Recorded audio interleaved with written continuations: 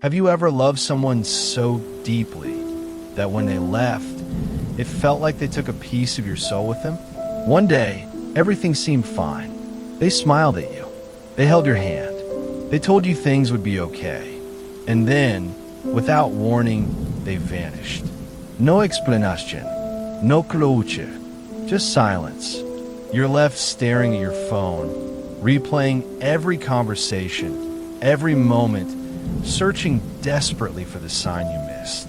You wonder if it was something you said, something you did, something you didn't do. And the worst part?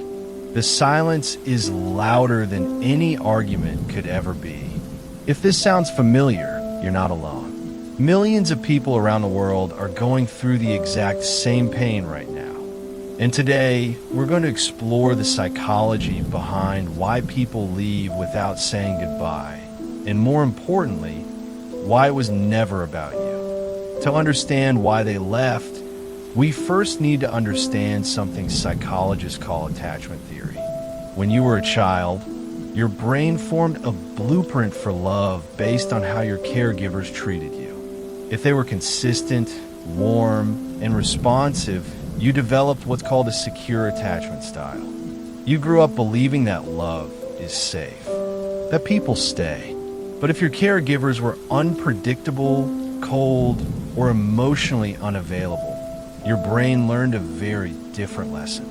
It learned that love is dangerous, that people leave, that you should never let anyone get too close.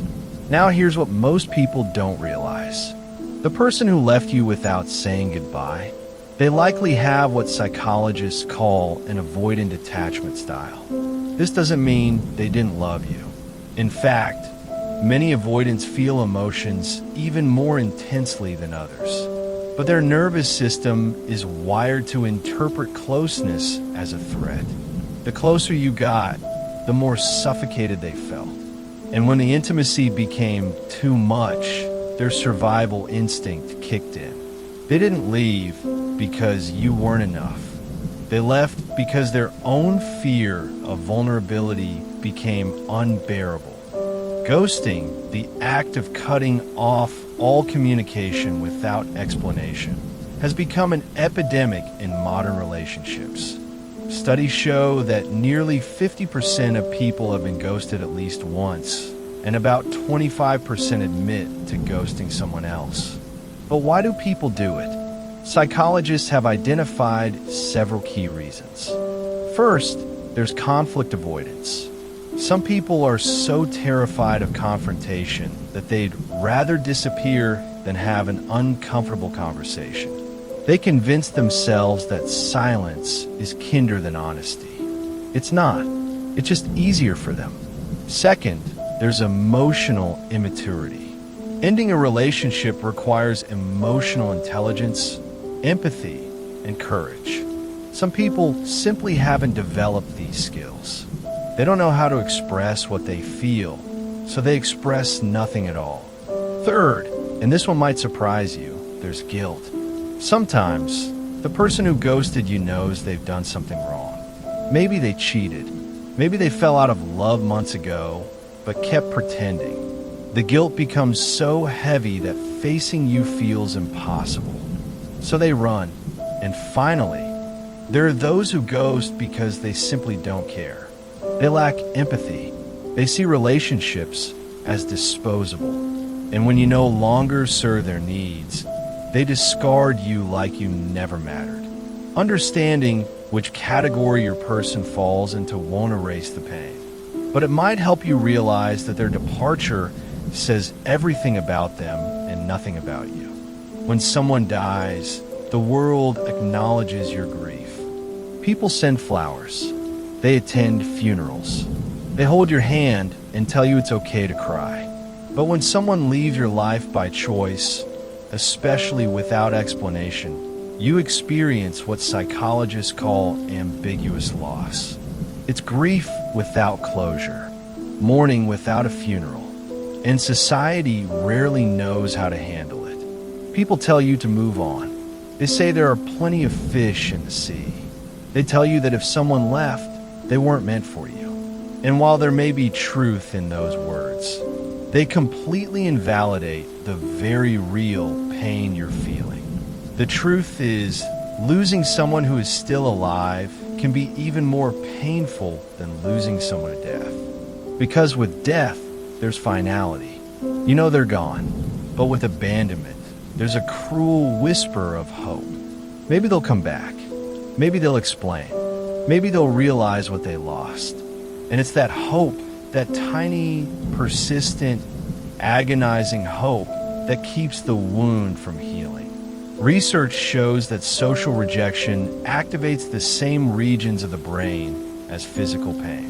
When someone ghosts you, your brain literally processes it as if you've been physically hurt. So the next time someone tells you to just get over it, know that your pain is not weakness. It's neuroscience. After someone leaves without explanation, your mind becomes your worst enemy. You enter a toxic cycle of self-interrogation. Was I not attractive enough? Was I too needy? Did I love too hard? Did I not love hard enough? This is what psychologists call rumination, and it's one of the most destructive patterns the human mind can fall into. You replay every interaction like a detective searching for clues. You analyze text messages from months ago. You remember that one time you raised your voice, or that night you were too tired to talk, and you convince yourself that was the moment you lost them. But here's the truth that no one tells you. People who leave without explanation almost always had one foot out the door long before you noticed. Their decision to leave was rarely about a single moment or a single flaw. It was about their own internal struggle, their own fears, their own unresolved trauma. You could have been the most perfect partner in the world, and they still would have left. Because the problem was never you. The problem was that they didn't have the emotional capacity to stay. And accepting that, truly accepting it, is the first step toward healing. There's a specific type of person who leaves in the cruelest way possible, and that's the narcissist. If you've ever been in a relationship with a narcissist, you know the cycle. First comes the love bombing. They shower you with attention, affection, and promises. They make you feel like the most special person in the world. You've never been loved like this before. Then comes the devaluation. Slowly, almost imperceptibly, they start to withdraw. The compliments stop. The affection fades. They become critical, distant, and cold. You find yourself walking on eggshells, desperately trying to bring back the person you fell in love with. And finally, the discard. One day, without warning, they're gone. Or worse, they replace you with someone new, often someone they were already talking to behind your back. The narcissistic discard is designed to destroy you. It's not a breakup.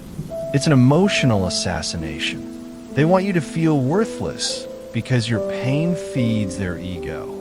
They need to believe that they are the prize and that you are nothing without them.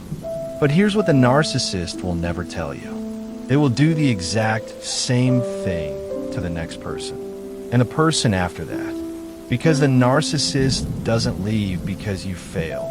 They leave because they are fundamentally incapable of real love. Their entire existence is a performance, and you are just playing a role in their script.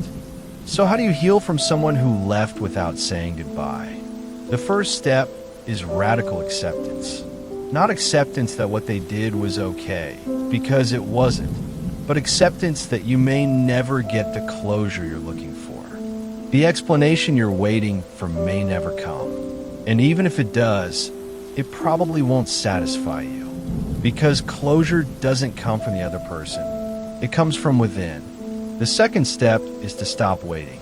Every day you spend hoping they'll come back is a day you steal from your own future. Block their number if you need to. Unfollow them on social media. Remove the temptation to check on them. Not because you're angry, but because you deserve peace. The third step is to feel everything. Don't numb the pain with distractions. Don't rush into a new relationship to fill the void. Sit with the grief. Cry if you need to. Write letters you'll never send. Scream into a pillow. Let it all out. Because the only way through pain is through it, not around it. And the fourth step, perhaps the most important one, is to rebuild your relationship with yourself. The person who left may have made you feel unworthy of love, but their inability to stay is not a reflection of your value. You're not broken. You're not too much. You are not enough. You are a human being who loved deeply and got hurt. And that takes more courage than walking away ever could. If you're watching this video right now, and your heart is heavy with the weight of someone who left, I want you to know something. You are not alone. Millions of people around the world are feeling the exact same pain tonight. And while it may not feel like it right now, this pain is temporary. It will not last forever. One day, you'll wake up and the first thing you think about won't be them. One day, you'll laugh without guilt. You'll love without fear. You'll look back on this chapter and realize it didn't break you. It transformed you. If this video resonated with you, leave a comment below. Tell me your story. Sometimes just writing it down can help you let go. And if you want to understand more about the psychology of love, loss, and healing, subscribe and turn on notifications. I'll be here exploring these unspoken truths with you, one video at a time. Take care of yourself. You deserve it.